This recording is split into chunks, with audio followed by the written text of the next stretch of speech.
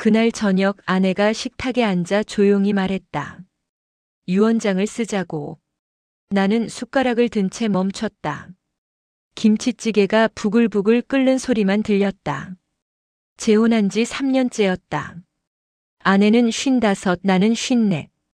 우리는 각자의 상처를 안고 만났고 조심스럽게 사랑한다고 믿었다.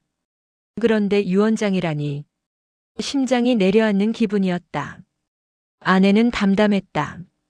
자기 몫을 정리하고 싶다고, 아이들한테 떳떳하고 싶다고 했다. 나는 고개를 끄덕였지만 속은 무너지고 있었다. 재산 때문이구나. 결국 우리도 그런 관계였구나. 입안이 씁쓸했다. 그날 밤 잠이 오지 않았다. 옆에서 아내가 조용히 숨 쉬는 소리를 들으며 나는 천장만 바라봤다. 첫 아내를 잃은 건 7년 전이었다. 갑작스러운 교통사고였다. 병원 복도에서 의사의 말을 들었을 때 나는 그 자리에 주저앉았다. 30년을 함께 산 사람이 한순간에 사라졌다. 장례를 치르고 혼자 남은 집에서 나는 폐인처럼 지냈다. 아들이 걱정했다. 요양병원에 가시라고까지 했다. 하지만 나는 그저 하루하루를 견뎠다. 아침이 오면 일어나고 밤이 오면 잤다. 그것뿐이었다. 재혼 가정이라는 건 처음부터 복잡했다. 나에게는 아들 하나, 아내에게는 딸 하나. 둘 다 결혼해서 각자 살고 있었다. 처음 만났을 때 우리는 외로웠다. 첫 배우자를 잃고 홀로 살아가는 일이 얼마나 공허한지 서로 알았다. 그래서 손을 잡았다. 아내를 처음 만난 건 동네 노인복지관에서였다. 수채화 교실이었다. 나는 그림에 관심이 없었지만 아들이 자꾸 나가서 사람들을 만나라고 했다. 그날 아내는 연꽃을 그리고 있었다. 붓질이 섬세했다. 쉬는 시간에 우리는 자판기 커피를 마시며 이야기를 나눴다. 아내도 홀로였다. 남편을 암으로 잃었다고 했다. 우리는 서로의 외로움을 알아봤다. 그렇게 몇 달을 만나다가 나는 용기를 냈다. 식사를 하자고 했다. 아내는 잠시 망설이다 고개를 끄덕였다. 우리는 조용한 한정식 집에서 저녁을 먹었다. 어색했다. 하지만 나쁘지 않았다. 그 후로 우리는 자주 만났다. 산책도 하고 전시회도 갔다. 천천히 조심스럽게 가까워졌다. 재혼을 결심했을 때 아들은 반대했다.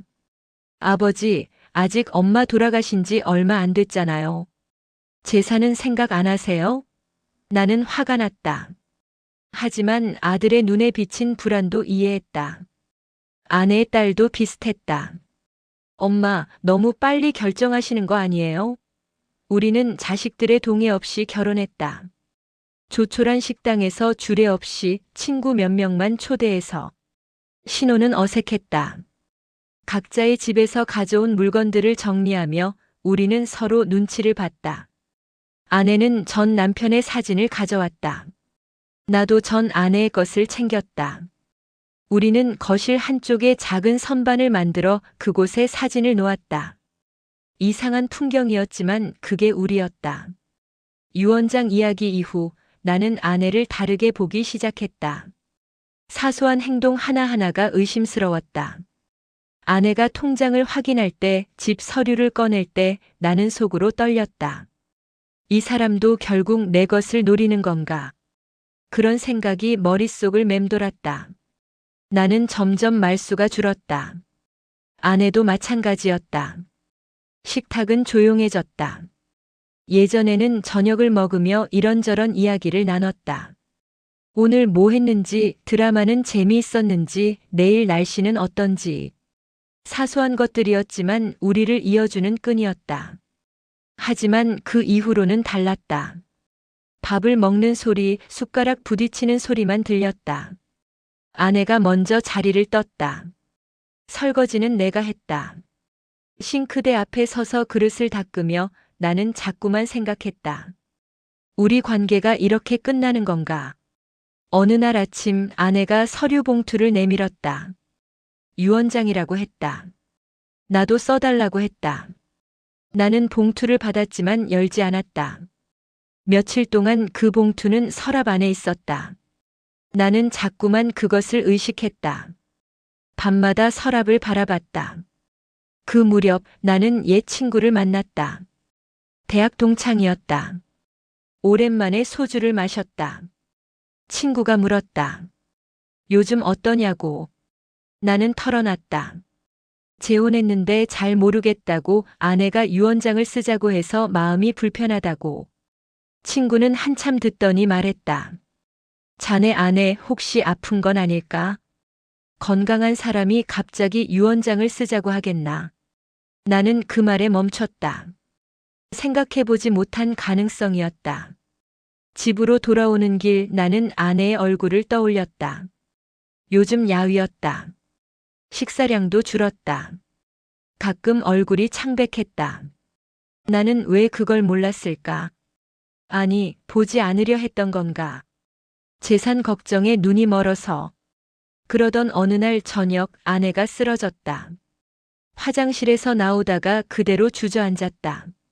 나는 달려가 아내를 안았다. 얼굴이 창백했다. 땀이 흘렀다. 119를 불렀다. 구급차가 왔다. 아내를 들것에 실었다. 나는 옆에서 아내의 손을 잡았다. 손이 차갑고 축축했다. 응급실 침대 위에 누운 아내를 보며 나는 처음으로 두려움을 느꼈다. 재산이고 뭐고 다 필요 없었다. 이 사람이 사라질까봐 무서웠다. 3년이었지만 이 사람은 내 삶의 일부가 되어 있었다. 아침에 일어나면 커피를 내려주던 사람. 저녁에 불을 켜고 기다리던 사람. 내가 기침하면 물을 가져다 주던 사람. 의사가 나왔다. 검사를 해봐야 한다고 했다. CT를 찍었다. 혈액 검사도 했다. 나는 복도 의자에 앉아 기다렸다. 시계를 봤다. 시간이 너무 천천히 흘렀다. 1시간쯤 지나서 의사가 다시 나왔다. 면담실로 들어가자고 했다. 나는 따라 들어갔다. 의사가 말했다. 췌장암이라고. 이미 3기라고. 수술은 어렵다고. 항암 치료를 해볼 수는 있지만 완치는 힘들다고. 나는 그 말을 듣고 멍하니 의자에 앉아 있었다. 다리에 힘이 풀렸다. 의사가 물었다. 환자분이 알고 계셨나요? 나는 고개를 저었다. 의사가 말했다. 환자분이 2달 전에 개인 병원에서 검사를 받으셨더군요. 그때 이미 진단을 받으신 것 같습니다. 아내는 알고 있었구나. 2달 전부터. 그래서 유언장을 쓰자고 했구나. 나는 그제야 깨달았다. 친구 말이 맞았다. 아내는 재산을 노린 게 아니었다. 자기 죽음을 준비하고 있었던 거였다. 병실로 돌아갔을 때 아내가 눈을 떴다. 나를 보며 미안하다고 했다. 말했어야 했는데 차마 못했다고. 자기가 아프다는 걸 알게 되면 내가 부담스러워 할까봐 두려웠다고. 재혼한 사이라 더 조심스러웠다고. 자기 병 때문에 내 노후 자금이 날아갈까봐 걱정했다고. 그래서 유언장부터 쓰자고 한 거라고. 자기 재산은 딸에게, 내 재산은 내 아들에게. 깔끔하게 정리하고 싶었다고. 내가 나중에 자식들한테 욕먹지 않게. 나는 아내의 손을 잡았다. 손이 차가웠다. 눈물이 났다. 나는 이 사람을 의심했다. 재산을 노린다고 생각했다. 밤마다 서랍을 보며 불안해했다. 하지만 아내는 오히려 나를 지키려 했다. 홀로 아픔을 삼키며 조용히 정리하려 했다. 나는 그것도 모르고 차갑게 대했다. 말수를 줄이고 눈길을 피했다. 미안하다고 말했다. 몰라서 미안하다고. 의심해서 미안하다고. 아내가 울었다. 나도 울었다. 병실에서 우리는 한참을 그렇게 있었다. 입원 수속을 밟았다. 항암 치료가 시작됐다. 일주일에 3번 아내는 링거를 맞았다. 처음 며칠은 괜찮았다. 하지만 곧 부작용이 시작됐다. 아내는 토했다. 머리카락이 빠지기 시작했다. 몸무게도 줄었다. 나는 매일 병원에 갔다. 아침 일찍 일어나 미역국을 끓였다. 보온병에 담아 병원으로 갔다. 아내는 입맛이 없다고 했지만 나는 한 숟가락이라도 먹이고 싶었다. 국물이라도 마시라고 했다. 어느 날 아내가 거울을 봤다. 머리카락이 거의 다 빠진 모습이었다. 아내가 작게 웃었다. 못생겼다고. 나는 고개를 저었다. 예쁘다고 했다. 진심이었다. 아내의 눈에서 눈물이 흘렀다. 나는 모자를 사왔다. 부드러운 면 소재였다. 아내에게 씌워줬다. 아내가 거울을 봤다. 괜찮다고 했다. 나는 아내의 손을 잡았다. 항암 치료는 힘들었다. 아내는 점점 약해졌다. 하지만 포기하지 않았다. 매일 아침 일어나 창문을 열었다. 햇살을 보며 작게 웃었다. 오늘도 살아있다고. 그 말을 들을 때마다 나는 가슴이 먹먹했다. 병실 생활이 계속됐다. 옆 침대에는 비슷한 나이의 환자가 있었다. 그분도 암 환자였다. 가족들이 자주 왔다. 손주들도 왔다. 시끄럽고 복잡했지만 따뜻했다. 우리 병실도 그랬으면 좋겠다고 생각했다. 어느 날 아내가 물었다. 후회되냐고. 나랑 재혼한 거. 나는 고개를 저었다. 후회 없다고 했다. 진심이었다. 오히려 고맙다고 했다. 외로운 시간을 함께 해줘서. 아내가 울었다. 나도 행복했다고, 당신 만나서 다시 살아있다는 느낌을 받았다고. 그 말을 듣고 나는 가슴이 미어졌다. 내 아들이 찾아왔다. 병실에 들어서며 어색하게 서 있었다. 아내를 보는 눈빛이 달라져 있었다. 아들이 작게 말했다. 죄송하다고. 처음에 오해했다고. 아버지 행복하시라고. 아내가 고개를 끄덕였다. 괜찮다고 했다. 아들은 과일을 놓고 나갔다. 나는 복도에서 아들의 뒷모습을 봤다. 어깨가 떨리고 있었다. 아들도 힘들었을 것이다. 젊은 나이에 엄마를 잃고 아버지가 새 사람을 만나는 걸 지켜보는 일. 며칠 후 아들이 다시 왔다. 이번엔 며느리와 함께였다. 며느리가 아내에게 인사했다. 어머니라고 불렀다. 아내가 놀라 며느리를 봤다. 며느리가 미소 지었다. 그 후로 며느리는 자주 병문안을 왔다. 아내가 좋아하는 호박죽을 끓여왔다. 과일도 깎아줬다. 아내는 며느리 손을 잡고 고맙다고 했다. 아내의 딸도 왔다. 매일 저녁 퇴근 후 병실에 들렀다. 처음엔 나를 경계하는 눈빛이었다. 하지만 시간이 지나며 달라졌다. 내게 고맙다고 했다. 엄마를 잘 돌봐줘서. 나는 아무 말도 못했다. 이 아이도 내 아들도 우리를 걱정했을 뿐이었다. 각자의 방식으로. 치료를 받으며 아내는 점점 약해졌다.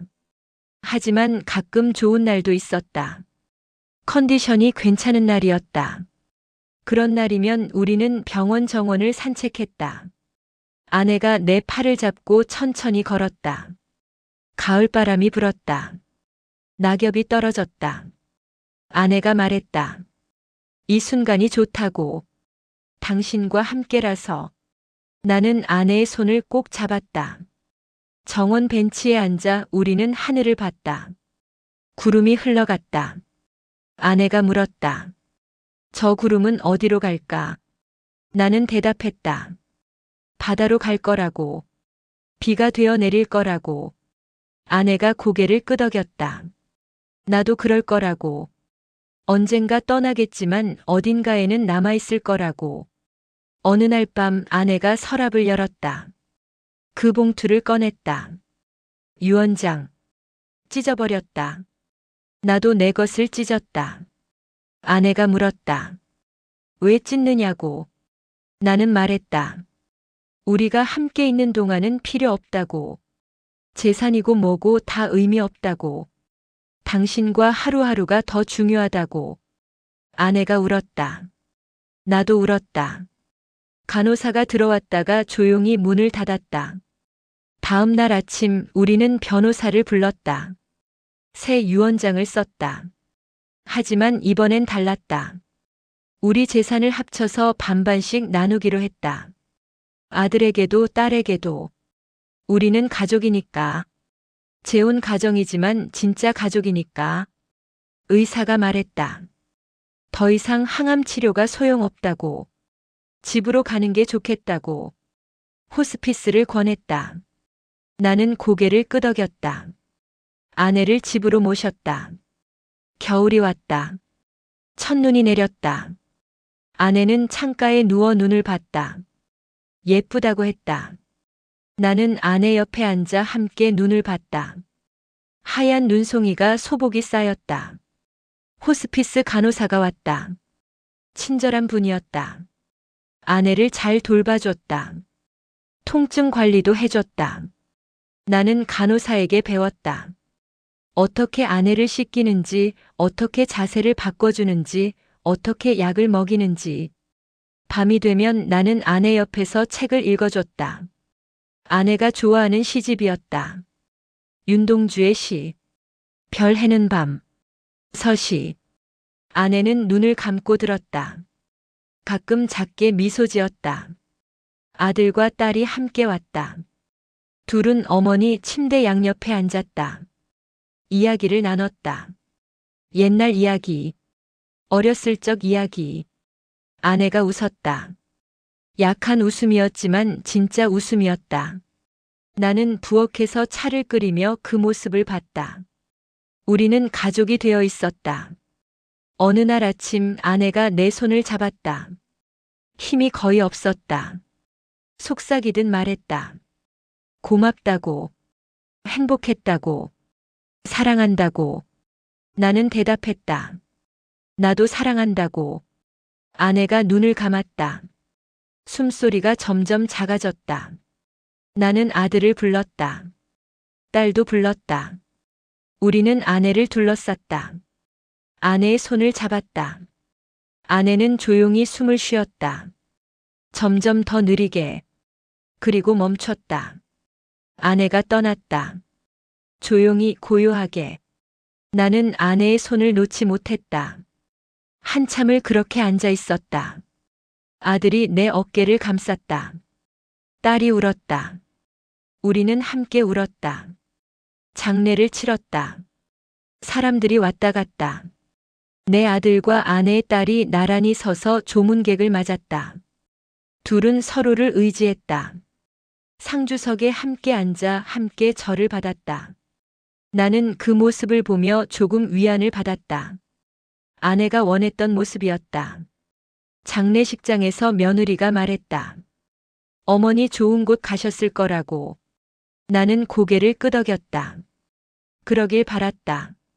49제를 지내고 나는 아내의 방을 정리했다. 옷장을 열었다. 아내 옷에서 은은한 비누 냄새가 났다. 나는 그 냄새를 맡으며 한참을 섰다. 옷을 하나하나 꺼내 정리했다. 딸에게 물었다. 가져갈 것 있냐고. 딸이 코트 한 벌을 골랐다. 엄마가 좋아하시던 거라고. 나는 그 코트를 접어 딸에게 건넸다. 서랍을 열었다. 깊은 곳에서 편지를 발견했다. 봉투에 내 이름이 적혀 있었다. 아내 필체였다. 나는 편지를 꺼내 읽었다. 여보, 이 편지를 읽고 있다면 나는 이미 떠났겠죠. 미리 써두는 게 이상하지만 꼭 하고 싶은 말이 있어서요. 당신을 만나 정말 행복했어요. 남편을 잃고 혼자 살 때 나는 이미 인생이 끝났다고 생각했어요. 그냥 시간을 보내며 살다가 죽는 거라고. 그런데 당신이 나타났어요. 수채화 교실에서 연꽃을 그리던 그날. 처음엔 조심스러웠어요. 재혼이라는 게 쉽지 않잖아요. 아이들도 걱정했고 나도 불안했어요. 하지만 당신과 함께 하는 시간은 따뜻했어요. 아침에 일어나 당신 얼굴을 보는 게 좋았어요. 저녁에 함께 밥을 먹는 게 행복했어요. 병을 앓았을 때 나는 무너졌어요. 왜 하필 지금이냐고. 이제 막 행복해졌는데. 당신과 더 오래 살고 싶었는데. 하지만 어쩔 수 없더라고요. 유언장 이야기를 꺼냈을 때 당신 표정을 봤어요. 상처받은 거 알았어요. 오해한 거도 알았어요. 하지만 나는 말할 용기가 없었어요. 병 이야기를 하면 당신이 부담스러워 할까봐. 우리 관계가 무너질까봐. 미안해요. 진작 말했어야 했는데. 하지만 알아줬으면 해요. 나는 당신을 진심으로 사랑했어요. 재혼이었지만 내게는 진짜 사랑이었어요. 당신 덕분에 인생의 마지막이 외롭지 않았어요. 고통스러웠지만 당신이 옆에 있어서 견딜 수 있었어요. 아이들 잘 챙겨주세요. 우리 딸도 당신 아들도. 이제 다 가족이니까요. 그리고 당신도 행복하세요. 나 때문에 너무 슬퍼하지 마세요. 나는 충분히 행복했으니까요. 사랑해요. 정말 사랑했어요. 당신의 아내. 나는 편지를 읽으며 울었다. 소리 없이 오래. 편지를 가슴에 안았다. 아내의 온기가 느껴지는 것 같았다. 지금 나는 혼자 산다. 아내가 심었던 화분에 물을 준다. 장미였다. 아내가 좋아하던 꽃. 봄이 오면 꽃이 핀다. 나는 그 꽃을 보며 아내를 생각한다. 아내가 좋아하던 드라마를 본다. 재방송이다. 혼자 보지만 아내가 옆에 있는 것 같다. 가끔 웃으며 말을 건넨다. 여보, 이 장면 기억나? 우리가 함께 봤잖아. 가끔 아내의 딸이 찾아온다. 내 아들도 온다. 우리는 함께 밥을 먹는다. 이야기를 나눈다. 아내 이야기를 한다. 딸이 말한다. 엄마가 행복해 하셨대요. 아버지 만나서. 나는 고개를 끄덕인다. 나도 행복했다고. 명절이 되면 아이들이 함께 온다. 아들 가족, 딸 가족. 손주들도 온다. 시끄럽고 복잡하다. 하지만 나쁘지 않다. 우리는 함께 음식을 먹고 이야기를 나눈다. 아내 사진 앞에 절을 한다. 손주들이 묻는다. 할머니 어떤 분이셨어요? 나는 대답한다. 착하고 따뜻한 분이셨다고. 재산은 결국 아이들에게 나눠줬다. 공평하게. 아내가 바랐던 대로. 아들에게도 딸에게도. 우리가 마지막으로 쓴 유언장대로. 하지만 그건 중요하지 않았다. 중요한 건 나는 아내를 사랑했고 아내도 나를 사랑했다는 것. 재혼이었지만 진심이었다는 것. 짧았지만 진짜였다는 것. 우리는 서로의 외로움을 채워줬고 마지막까지 함께 했다는 것. 가끔 저녁이면 아내 사진을 본다. 웃고 있는 얼굴. 수채화 교실에서 찍은 사진이다. 연꽃 그림을 들고 웃고 있다. 나는 사진을 보며 말을 건넨다. 보고 싶다고. 고맙다고. 사랑한다고. 밤이 되면 창밖을 본다. 별이 뜬다. 아내가 좋아하던 별. 나는 별을 보며 생각한다. 아내도 저기 어딘가에 있을까? 나를 보고 있을까? 그리고 조용히 하루를 마무리한다. 내일도 모레도 나는 아내를 기억하며 살아갈 것이다. 그게 내가 할 수 있는 사랑이다. 그게 우리가 함께 한 시간을 기리는 방법이다. 재혼 가정. 복잡했다. 쉽지 않았다. 하지만 우리는 해냈다. 진짜 가족이 되었다. 아내 덕분이다. 나 덕분이기도 하다. 우리 덕분이다. 지금도 가끔 아내 옷에서 냄새가 난다. 서랍을 열면 은은한 비누향. 나는 그 냄새를 맡으며 눈을 감는다. 아내가 옆에 있는 것 같다. 사랑했다. 지금도 사랑한다. 앞으로도 사랑할 것이다. 그게 전부다.